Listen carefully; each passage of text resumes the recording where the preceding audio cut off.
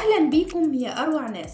حبيت النهاردة أكلمكم عن موضوع الكل محتاج تطوير النفس. بس استنوا أقول لكم نصايح تقيلة ومملة؟ لا خالص، جايبالكم 5 أفكار خفيفة وسهلة تستمتعوا بيها وتتعلموا حاجات جديدة من غير ما تحسوا. الفكرة الأولى، صراحة أنا مؤمنة إن المواصلات والزحمة فرصة عظيمة لتطوير الذات. مش لازم تضيع وقتك في التفكير في اللاشيء أو سماع كلاكسات العربية. كده اسمع بودكاست. لو بتحب التكنولوجيا جرب تسمع بودكاست عن اختراعات جديدة بالقصص. في بودكاست بتاخدك لعالم تاني. ولو لسه محتار، أنا عندي بودكاست اسمه الزحمة مش دايما وحشة. طبعا بهزر، بس هتتبسطوا جدا لما تجربوا.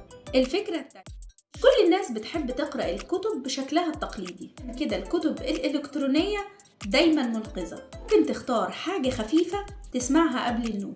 في وقت الراحة مثلا جرب رواية صغيرة، كتاب عن العادات الإيجابية. في كتاب مشهور اسمه العادات الذرية، هيعلمك حاجات بسيطة تغير حياتك. تخيل ده وانت مسترخي ومغمض عينيك. الفكرة التالتة، تعلم أي حاجة جديدة مش محتاج أكتر من 10 دقايق في اليوم.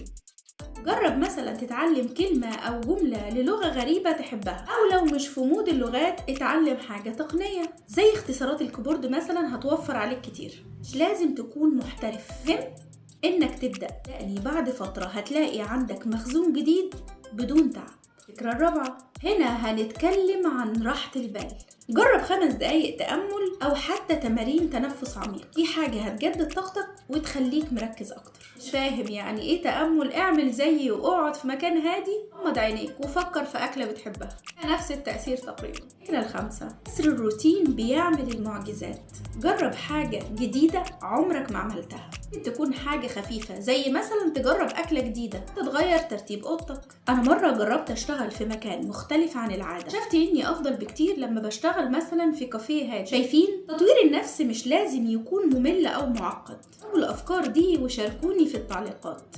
إيه أكتر فكرة عجبتكم؟ ولو عندكم أفكار تانية ما تبخلوش علينا بيها. وطبعا لايك وشير هم أساس تطوير القناة، عشان لو اتطورت أنا هتتطوروا انتوا كمان. أشوفكم في الفيديو الجاي. كان معاكم عبير محمود.